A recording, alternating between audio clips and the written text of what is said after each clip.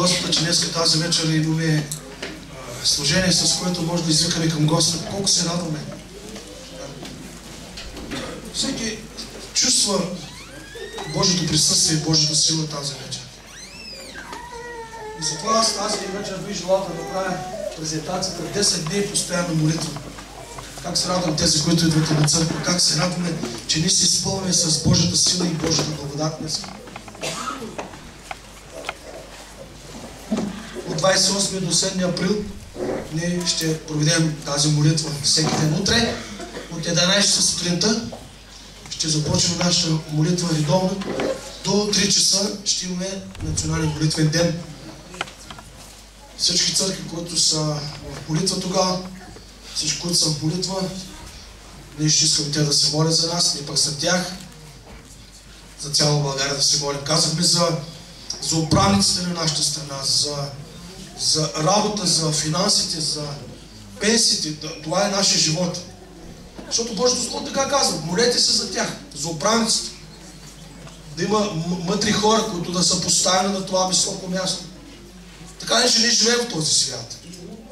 Благодарим на Бога, че и църквата ни расте, и църквата ни се благославя от Господа. Нека да се молим да продължаваме Господ да благославя църквата ни в Сливен, църквата в България, църквата по целия свят, нашите брати и сестри да получават благословението си.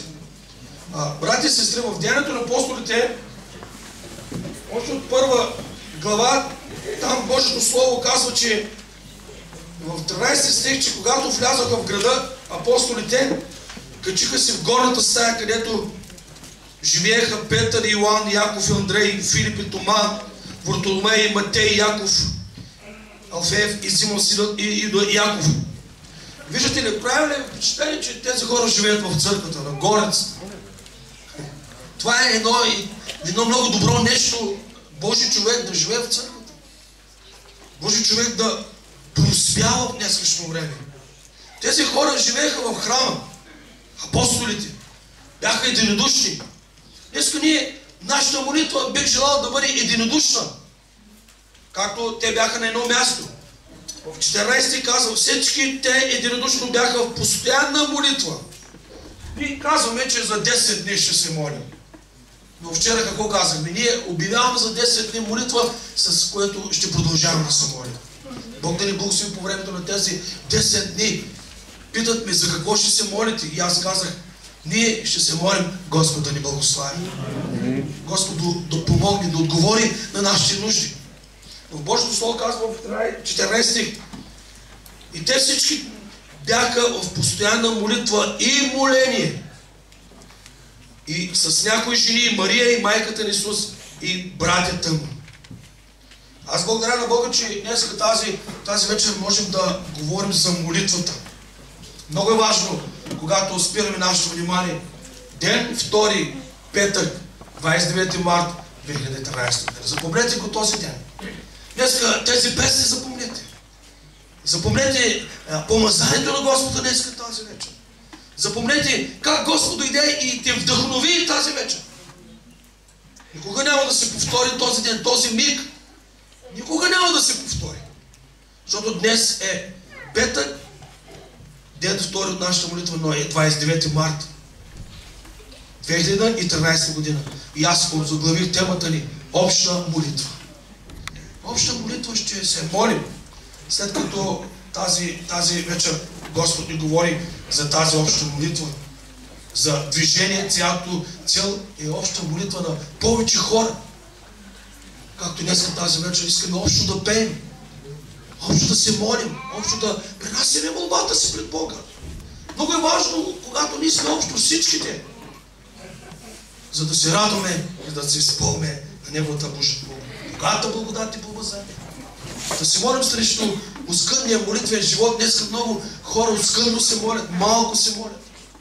Малко търсят Господа.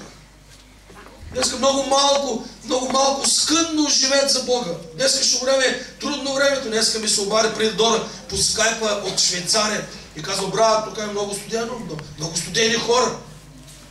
Няма църква, няма с кого да общуваш. Знаеш колко е скъдно? Днеска да намериш някой човек да се моли с него. представиш твоята нужда по целия свят е оскъдно. Нека ние да призовем името на Господ Исус. Да се молим. Окултните практики. Хората повечето искат да бъдат окултни. Днеска една жена дойде при мен от Карнобат и пита нейната дъщеричка се променила живота си, станала евангелистка и тя казва, аз не ми харесва, пастору, ти можеш да ми дадеш съвет, какво да направим? Тя се побърка живота, казва. Защо? Защото ми вика, детето й беше много болно, изцери се, вика, ни обиждаме, вика, до 18 годишна възраст, да колим агни, вика, да правим курбан. Тя повярва тази жена, полудя, вика, и не иска вече да коли курбанка. Какво ще кажеш ти? Точно на място дойде, вика. Точно човек дойде да питаш.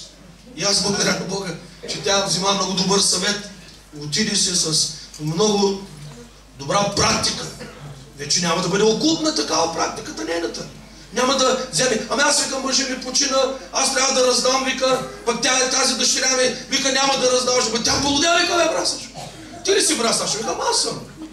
Вика, тя полудя, вика, какво да правим, вика? Викам, не е полудяла, викам, тя е точно влязла в точния път, вика. Трябва да изслушаш. И много думи говори, като ние нямаме време да ми каже детално или подробно всички неща тази вечер. Но тя се отиде удовлетворена и казва, да истина, аз ще оставя да продължавам да живея за Господа. И да се молим. Днеска тази вечер нашата тема е това е. И много важно, много хора са днескашно време материалистически приготвени. Повечето гледат материалното, благодаря на Бога. Но днеска тази вечер ние да се молим, да дойде духовното в нашия живот. Както днеска тази вечер ние всички сме приготвени, настроени за молитва. Настроени сме за духовното. Но благодарим на Бога и за къщата, и за колата, и за храната в къщи, за семейството ни. Благодарим на Господа, брати и сестри. Бог да ни обедини в молитва единодушна, както в Деянието на апостолите. 1 глава 14 стих казва, всичките те бяха единодушно, постоянна молитва и на второ място моление. Не само молитва. Днеска много хора може да искат молитва. Молете се, брат, моли се за мен, моли се за дъщеря ми, моли се за еди кой се моли. Да, ама трябва да бъдем и в моление. Трябва да седнеш и ти да се молиш. Трябва да коленичеш и ти да се молиш. Ние ще представим нуждите, но дали човека ще се моли, защото от молитва и моление има много голяма разлика.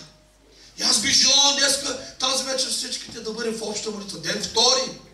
Днеска да запомните този ден. Не само да представим молитвата, ами да имаме и моление пред Господа. Кажете амин. Амин. В Деянието на апостолите 2 глава 46 стих казва, всеки ден прикарваха тези хора в храма, единодушни духовно и разчупваха хляба. Просто те проповядваха и слушаха Божието Слово. И се храниха с радост и простосърдечие. Като хвалиха Бога, печелиха благоволението на всичките хора. А Господ всеки ден прибавяше към църквата унези, които се спасяваха, братци. Благодарим на Бога днеска тази вечер, че ние можем да се молим. Че ние можем да хвалим Бога. Казва Божието Слово, ние можем да хвалим Бога и да печелим авторитета на народа. И тогава Божието Слово казва, ще печелим и Господ всеки ден ще прибави към църквата онези, които се спасяват. И аз благодаря на Бога днеска тази вечер, че Бог може да ни вдъхнови, за да ни даде сила. И Господ казва отново, преди да завърша Божието Слово, казва днеска тази вечер, ако народът ми, който се нарича своето име, се смири и се помоли и потърси лицето ми и се върне от нечестивите си пътища, тогава ще послушат небето, ще простя грехът му и ще изцеля земята му. Бих желал да перефразирам това слово. Божието Слово казва днеска тази вечер, ако народът ми, който се нарича своето име, ние сме християни днеска тази вечер, отново, ден втори посочих този стих, втора книга на Летописи, 7 глава 14 стих. Ако народът ми, който се нарича своето име, се смири, на второ място да се помоли, на трето място да потърси лицето на Бога, на четвърто място да се отвори на честивите пътища и тогава казва Бог, ще послушам от небето. Ще отворя небето за вас. Ще послушам от небето, ще простя грехът му на този човек И ще изцелявам земята му, ще благословя семейството му, ще благословя финансите му, ще благословя църквата му, ще благословя обществото му, брати. Благодарим на Бога, че днеска тази вечер ние имаме да се изпълваме с това слово. Ако народът ни, който се нарича с моето ми, смири себе си и се помоли и потърси лицето ми. Средната част на този стих е да се молим. Да се молим, брати сте. Молитвата е много важно оръжие за човек. Стойте прочи, въоръжени с Божието Слово. Да бъдем въоръжени с Божието Слово. Много е важно Божието Слово днеска тази вечер да ни даде подготовка за Неговото Слово, за Неговата слава. 10 дни постоянна молитва, брати и сестри. Завършвам с това Слово. И Божието Слово казва Деянието на апостолите 7 глава.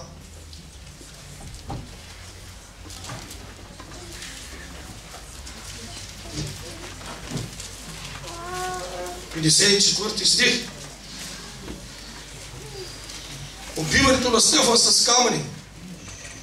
Като слушаха това, той, защото говореше за Бога и молеше се, като слушаха това, сърцата им се късаха от яд и те скърцаха с зъби към него. Днеска, знаеш ли колко хора кърцат с зъби? Знаеш колко хора завиждат?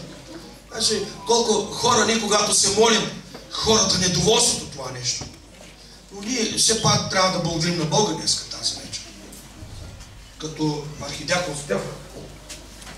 Стефан, изпълнен със Святия Дух, погледна към небето. Днеска преди малко казахме, че ако ние, които се наричаме с Христовото име, смирим себе си, се помолим, потърсим лицето му и се върнем нечестивите си пътища, тогава казва, аз ще послушам от небето.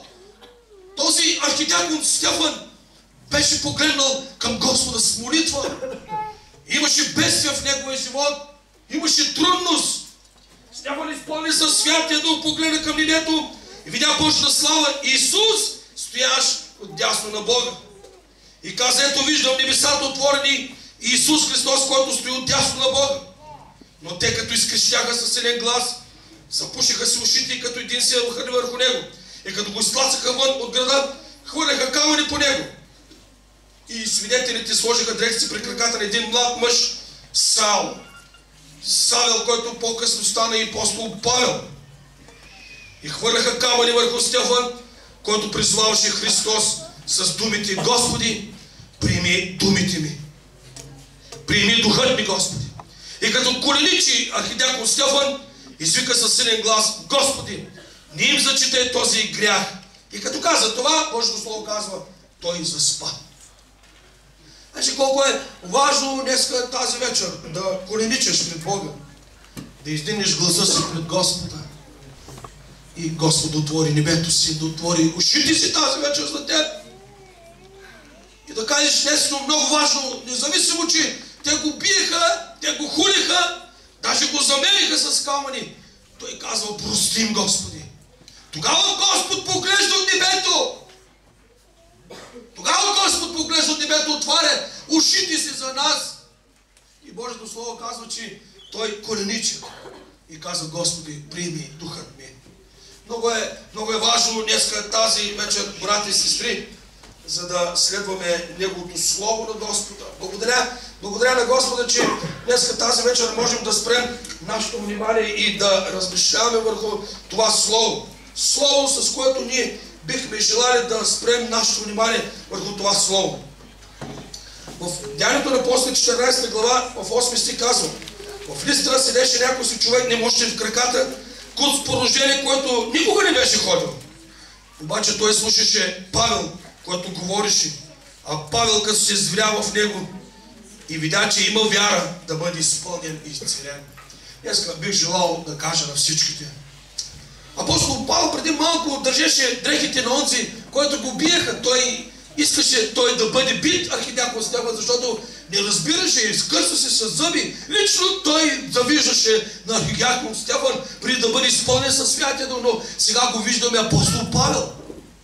Отива в Листра, в град Листра, и някой човек немощен в краката си по рождение куц, който никога не беше ходил, той слушаше Павел, като говореше, а Павел като се взрява в него, като го видя. Много е важно днес тази вечер да погледнеш някой. Като го видя, че има вяра в него, да бъде изцелен. Днес тази вечер Господ ще те погледне. Докато ти слушаш Божието Слово, докато ти пееш, Господ ще се взрева в тебе, ще погледне твоя живот. И казва тук Божието Слово, че той се взря в него и видя, че този човек имаше вяра за изцеление. Днеска, ако се молим, бих желал да кажем: Господи, погледнеш ли ми? Виж в мене добро сърце. Виж, нуждае се от Тебе, Боже. Нуждае се от Твоята сила, нуждае се от Твоята благодат днеска тази вечер. Като се взреш в мен, погледни доброто в мене, Господи. Опази ми, благослови ми, прости ми, Господи. Нека това да бъде нашата молитва тази вечер. Каза със силен глас апостол Павел: стани на краката си.